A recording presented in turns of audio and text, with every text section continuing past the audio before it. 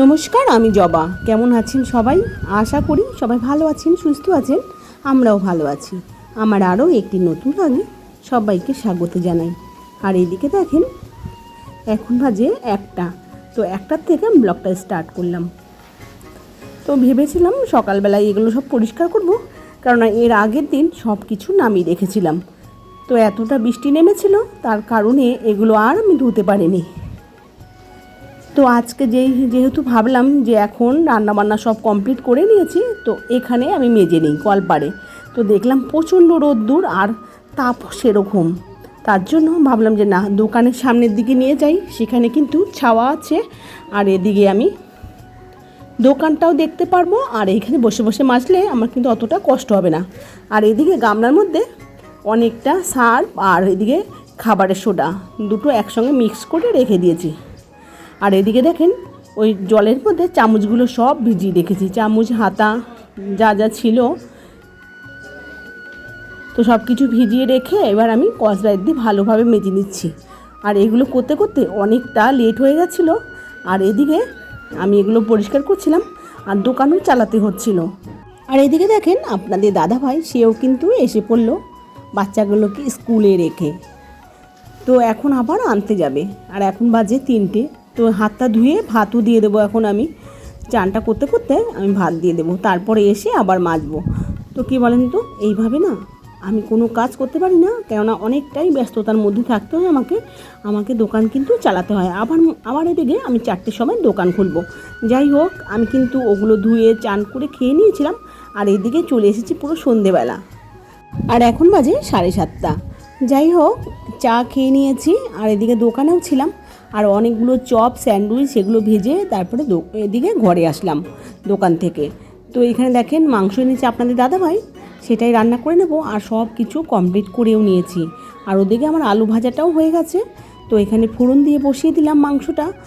আর মাংস একবার মশলাগুলো করে নিই। এবার এই যে একে একে মশলা ভালোভাবে কষিয়ে তারপরে মাংসটা দিয়ে দেব। তারপরে কষা কষা রান্না করব। আর এদিকে রুটিটা করতে হবে। তো আমার বড় মেয়েকে বলেছি তাকে আটাটা মাখতে, সেই কিন্তু রুটিটা করে নেবে। আর আমি মাংসটা রান্না করে দিচ্ছি, তারপরে আবার আমার দোকানে যেতে হবে। তো মাংসটা বসিয়ে আমি দোকানে কিন্তু যাচ্ছিলাম আসছিলাম। তো এই মশলাটাও কষিয়ে আমি অনেকবার দোকানে গেছি, সেটা কিন্তু দেখানো হয়নি। তো এইদিকে দেখেন, মশলাটা ভালোভাবে কষিয়ে নিয়েছি। তারপরে যে মাংসটা দিয়ে দিলাম। এবার মাংসটা ভালোভাবে রান্না করব আর কষা কষা রান্না করব, যেহেতু রুটি দিয়ে খাবো। তো দেখেন, কালারটা কিন্তু খুব সুন্দর হয়েছিল আর মাংসটা খেতে খুব ভালো হয়েছিল। যেমন দেখতে সুন্দর হয়েছিল, তেমন কিন্তু খেতে ভালো হয়েছিল। তো যাই হোক, আমি কিন্তু এটা বসিয়ে দিয়ে একদম কমিয়ে দোকানে যাচ্ছিলাম আসছিলাম, নেড়ে দিচ্ছিলাম। আর এদিকে আমার বড় মেয়ে, সে কিন্তু রুটিটা করে নিয়েছিল। তারপরে দেখেন, এই যে রুটি খাওয়া হয়েছিল রাত্রিবেলা। আর এইদিকে আপনাদের দাদাভাইকে ওই ঘরে দিয়ে দিয়েছি খেতে, আর আমরা কিন্তু এই ঘরে বসে খেয়ে নিলাম। আর খুব ভালো হয়েছিল খেতে। আর দেখেন, কালারটা খুব সুন্দর হয়েছে। তো যাই হোক, এরপরে আমি আর কোনো ব্লগ করতে পারিনি। তারপরে দোকান বন্ধ করে ঘুমিয়ে পড়েছিলাম। তো চলে আসলাম পরের দিন। তো দেখেন, তার আগের দিন এই কৌটোগুলো ধুতে ধুতে আমার 4টে বেজে গেছিলো। তারপরে কিন্তু আমি দোকানে চলে গেছিলাম রেডি হয়ে। এগুলো আর ভালোভাবে সেইভাবে ঝরা দিতে পারিনি। আর রোদ্দুরও কিন্তু ছিল না, খুব বৃষ্টি হচ্ছিল। আর ঘরের মধ্যে আমি দিইনি, কেন বলেন তো, জলে ছড়াছড়ি হয়ে যাবে, কেন অতটা জল। তো যাই হোক, আমি পরের দিন কিন্তু এখন বাজে 11টা। তো এখন আমি চলে এলাম। আর এইদিকে দেখেন, এই বেঞ্চির মধ্যে অনেকটা রোদ্দুর হয়েছে।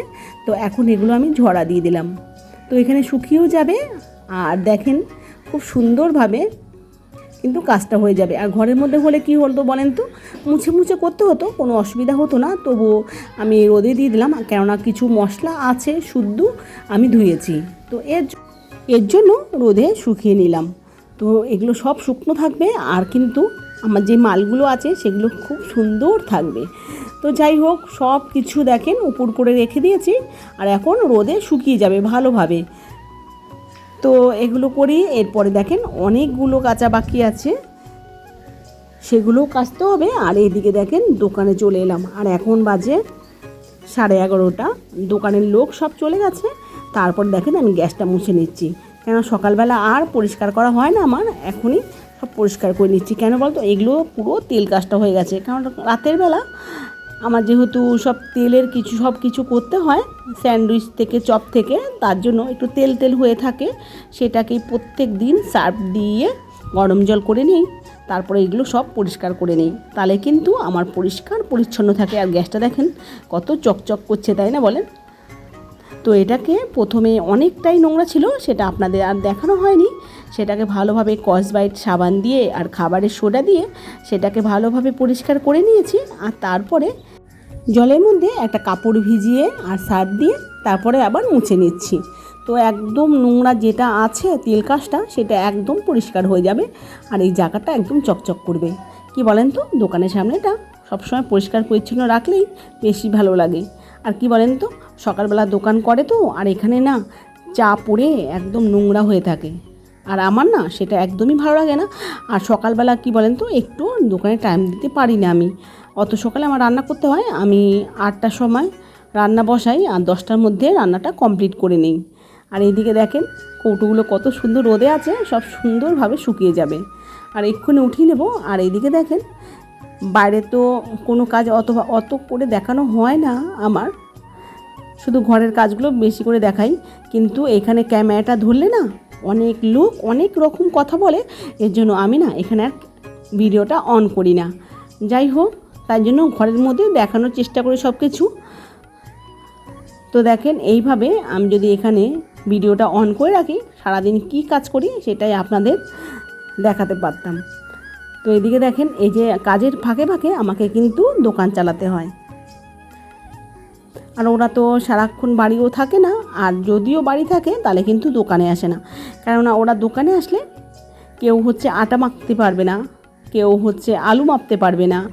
তো এই কারণে দোকানে কিন্তু আমাকে আসতে হয়। আর যদি কেউ 5 কিলো চাল নেয়, সেটাও কিন্তু ওরা মাপতে পারে না। তাহলেই মাকে ডাকবে যে মা তুমি দোকানে আসো। তার জন্য আমি বলি কি, তোদের দোকানে থাকতেই হবে না, তোরা ঘরেই বসে থাক। তো তার জন্য আমাকে দোকানও চালাতে হয়, আর হিসাবটাও না সেইভাবে না ওরা ভালোভাবে যদি না পারে, সেটাও আমার এদিকটা দেখার আছে। যদি ভুল হয়ে যায় কোনো, তাহলে কিন্তু খুব অসুবিধা হয়ে যাবে। তো যাই হোক, আমি কিন্তু এদিকে দোকানের সব ওভেনগুলো সব পরিষ্কার পরিচ্ছন্ন করে তারপরে এই যে দোকানের দরজাটাকেও ভালোভাবে পরিষ্কার করছি, কেননা এটা হচ্ছে গ্রিলের, ভালোভাবে মুছে না রাখলে জং পড়ে যাবে। আর এইদিকে দেখেন মানি প্ল্যান্ট গাছটা খুব সুন্দর হয়েছে আর অনেক উঁচুতে ছেয়েও গেছে।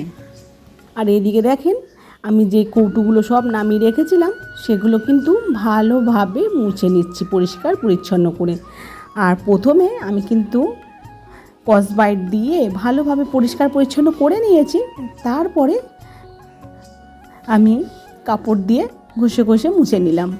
তো একদম পরিষ্কার পরিচ্ছন্ন হয়ে গেছে। আর দেখেছেন সেই মানি প্ল্যান্ট গাছটা আমার সামনে যে দোকানে আছে, সেখান থেকেই এই চারাগুলো হয়েছে, সেটাই উঠিয়ে আমি কিন্তু এই জলের মধ্যে রেখে দিলাম। তো এই প্রথমবার আমি জলে বুনলাম, এর আগে আমি অনেক জায়গায় সব মাটিতেই বুনেছি।